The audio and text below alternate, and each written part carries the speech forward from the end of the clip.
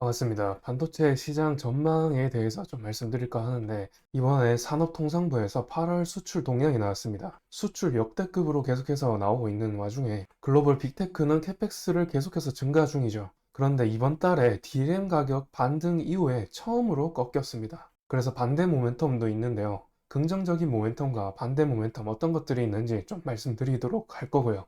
그리고 이제 글로벌 반도체 주가들 움직임의 그 전망은 어떻게 될 것인가에 대해서 좀 결론적으로 말씀드려 볼까 합니다. 자, 우선은 반도체 수출 증감률부터 먼저 말씀을 드리도록 할게요.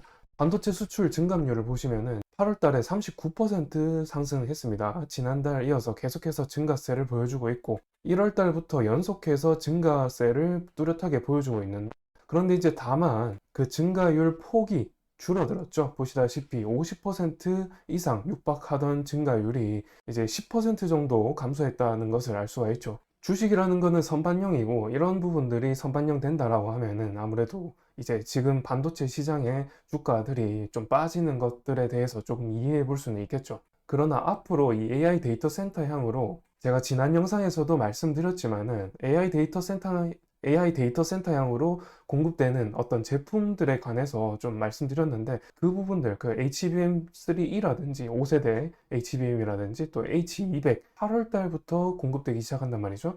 앞으로 AI 데이터 센터향으로 공급되는 게 이제 시작이라는 말씀을 드렸습니다. 앞번 영상에서. 이제 시작인데 벌써 이제 선반영이 너무 일찍 되었다 보니까 9개월 정도 일찍 되었다 보니까 아무래도 제가 보기에는 일단 아직까지 좀 가격 조정으로 좀 보인다라는 말씀을 드릴 수가 있겠고요.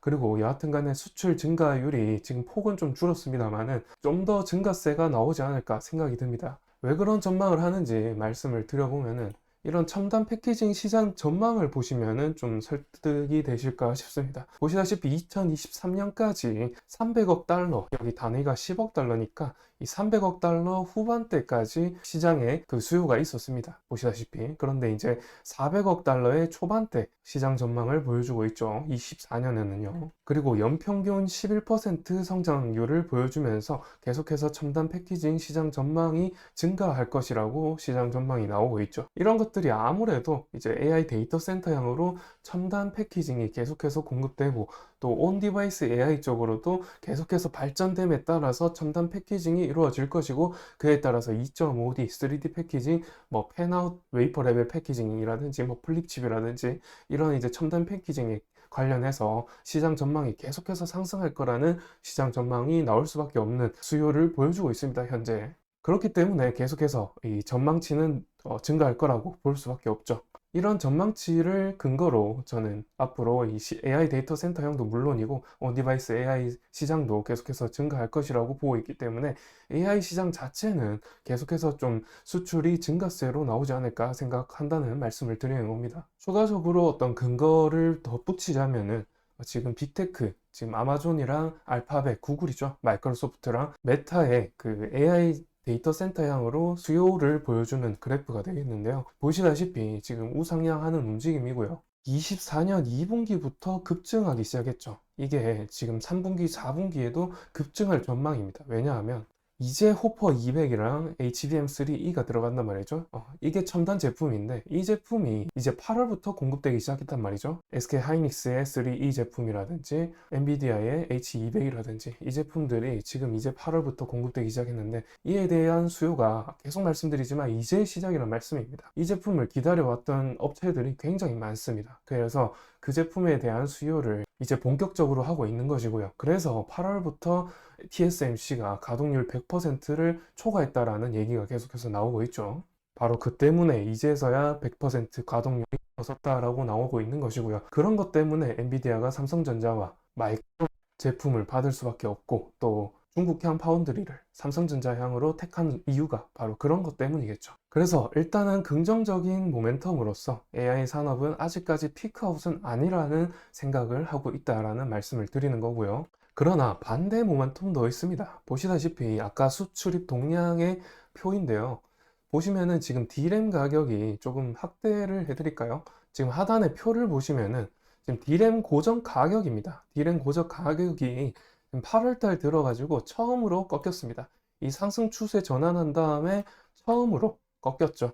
이렇게 D램 가격이 꺾인다라고 한다면은 아무래도 이 반도체 시장에 대한 업황 자체, 그 자체를 나타낼 수가 있기 때문에 반도체 업황의 선행지수로서 볼 수 있는 자료이기 때문에, 그래서 이제 피크아웃 된 것이 아니냐라는 말이 나올 수밖에 없는 이유, 바로 이런 것 때문이죠. D램 가격이 꺾였다는 것이 앞으로도 더 꺾일 가능성이 있지 않은가, 공급 과잉이 아닌가, 이런 우려를 볼 수밖에 없는, 나타낼 수밖에 없는 그런 이제 자료가 바로 이런 자료가 되겠습니다. 이런 자료 때문에 아무래도 업황 자체가 꺾였다는 지표로 볼 수 있기 때문에 반도체 업종들이 지금 피크아웃 되면서 가격이 내려간 것이 아닌가라고 볼 수가 있는 것이죠. 그런데 제가 한 가지 우려하는 것이 있습니다. 바로 이제 장단기채 국채금리 역전 현상인데요. 반도체 업종이라는 것은 다들 아시겠지만 경기 민감주입니다. 경기 민감주로서 경기 침체가 우려된다라면은 그게 선반영 될 가능성이 높거든요. 지금 경기 침체 우려 식은 거 아닌가라고 물어보실 수가 있겠는데, 이 국채 금리가 장단기채가 역전했다라고 하면은 그렇게 쉽게 볼 문제는 아니라고 생각이 듭니다. 이렇게 국채 금리 10년물과 2년물이 이렇게 역전된 상태로 지속되고 있는데요.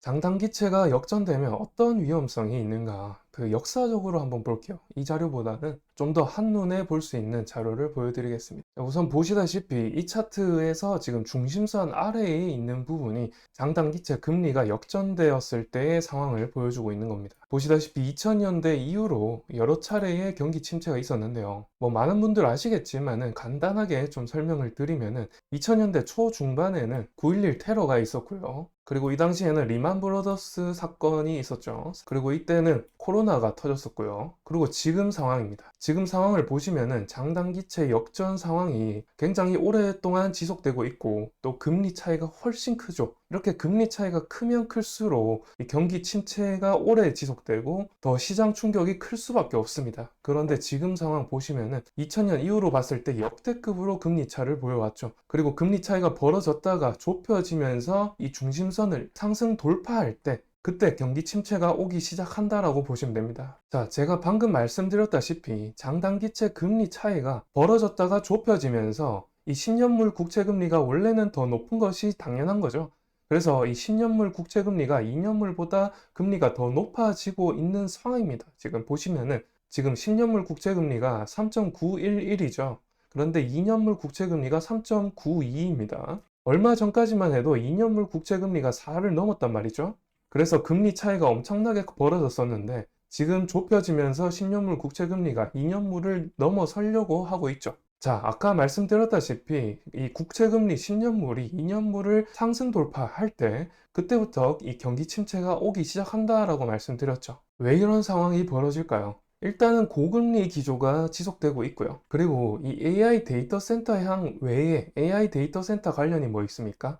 반도체 있고요. 전력 있고요. 그리고 모바일, 디스플레이, 가전 이런 쪽에 이제 관련주가 있죠. 이런 관련주들 제외하면은 소비가 전체적으로 둔화되었습니다. 미국의 GDP의 70%를 차지하는 게 소비 지출입니다. 소비 지출이 70%를 차지하거든요. 그 소비가 둔화되면은 GDP가 내려갈 수밖에 없고 결국에 경기 침체를 우려할 수밖에 없다라는 말씀을 드리는 거죠. 그러니까 AI 데이터 센터 산업 말고는 전반적으로 경기 침체의 양상을 보여주고 있다라는 말씀을 드리는 거죠. 자, 보시다시피 경기 선행지수입니다. 보시면은 파이프라인이 둔화되고 있는 것도 보이실 거고, 선행지수가 지금 현재로서는 피크아웃되고 내려가고 있죠. 그리고 실업률도 발표된 지는 좀 됐지만은 증가폭을 크게 올려가고 있고요. 그리고 경기 침체가 있기 전에 이런 실업률 관련해서 말씀을 좀 드리면은 이 증가폭이 점차 증가를 해서 지금은 0.2%포인트가 올랐지만은 앞으로 그 증가폭이 커지면서 급증할 수 있다라는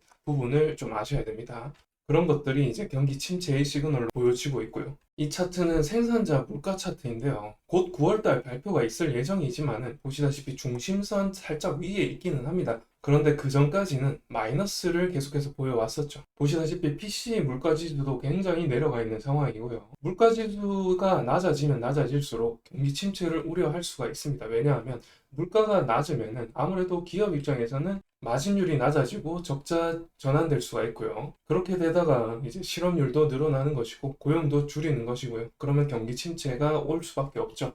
보시다시피 ISM 제조업 지수인데요. 이 제조업 지수도 굉장히 큰 폭으로 감소를 했습니다. 그리고 많이들 아시겠지만은 43, 지난달에 43 보여줬죠. 엄청나게 큰 폭으로 하락했고요. 이런 부분 때문에 경기 침체 우려가 나왔던 겁니다. 그리고 아까 말씀드렸다시피 미국에는 GDP의 70%가 소비 지출이라고 말씀드렸죠. 소비 심리가 이렇게 둔화가 되어가지고 지금은 약 70% 넘는 수치를 보여주고 있는데 소비자 심리 지수가 이렇게 계속해서 하락세로 움직이고 있기 때문에 위험 신호를 계속해서 보여주고 있는 게 아닌가라는 말씀을 드리는 겁니다. 그래서 제가 말씀드리는 것의 이제 결론은 뭐냐면은 일단 반도체 업종은 경기 민감 업종이죠.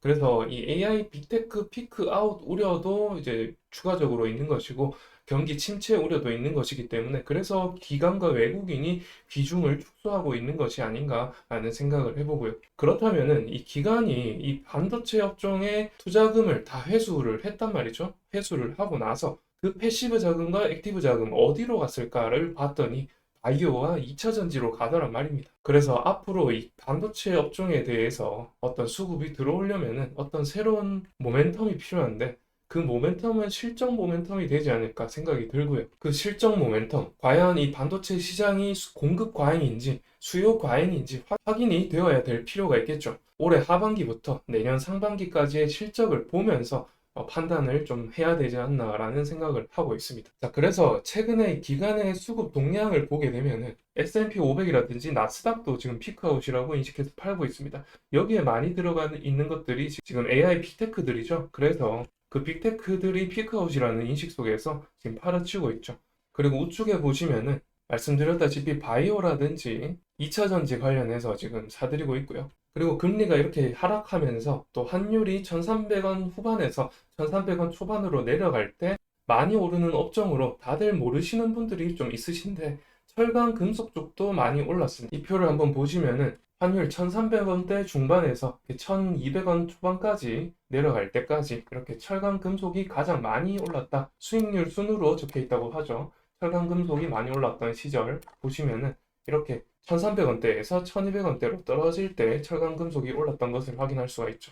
이렇게 철강 금속이 원자재 가격이 내려갈 텐데 내려가면은 그 원자재를 가공해서 벌어들이는 수익보다 원자재를 싼 값에 들여와서 내는 수익, 그 원가 절감 효과가 훨씬 더 크다라는 점에서 철강 금속주들이 환율 하락 수혜주에 있습니다. 그래서 보시다시피 철강 금속 업종이 가장 많이 오르고 있죠. 3.3% 이렇게 올라가고 있는 상황입니다. 여기에는 아무래도 이제 포스코 관련해서 2차 전지 관련해서 조금 오르는 것도 있겠지만은 여하튼 아까 차트에서 보셨다시피 원자재 가격 하락에 따른 수혜를 볼 수 있다라는 점에서 좀 눈여겨볼 필요가 있다라는 말씀을 드리는 거죠. 그래서 이제 제가 반도체 담당 멘토로서 이제 결론을 말씀드리면은 차후에 실적 보시면서 천천히 기회를 봐야 되지 않나라는 말씀을 드리는 겁니다. 여하튼 이번 영상은 이렇게 마치도록 하고요. 다음 영상에서 보다 좋은 정보, 보다 좋은 소식을 가지고 찾아뵙도록 하겠습니다. 시청해주셔서 감사드리고요. 영상 좋으셨다면 구독과 좋아요 부탁드리겠습니다. 감사합니다.